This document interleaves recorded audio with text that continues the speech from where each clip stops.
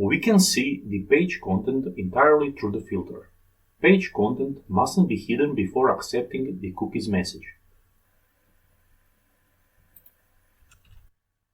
If I click on the I agree button, the filter is going to be removed and cookies will be set.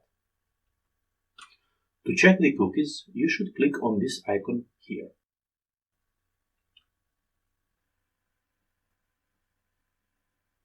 And if you open this, you'll see the Fantech Studios folder which holds the cookies. I'll hit the remove button to delete the folder. There are no cookies saved in your browser that are attached to this domain name, and now I'll refresh the page. You see, we are now asked to accept the cookies. Before we accept cookies, let's check cookies again.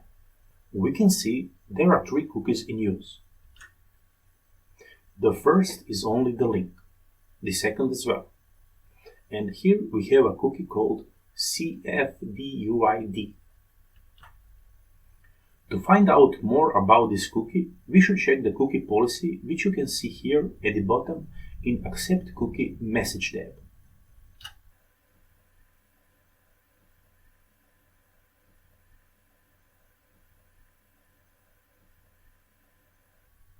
This is the Fantech Studios cookie policy. There are a few explanations how to disable cookies. Here are third-party cookies. And here we can see our CFDUID cookie. It belongs to Cloudflare, which is a music web platform. Below we can see full cookie explanation. Important sentence is: it doesn't correspond to any user ID in your web application and doesn't store any personal identifiable data. So it isn't a tracking cookie. Further, there is an entire list of web applications and their cookies with explanation.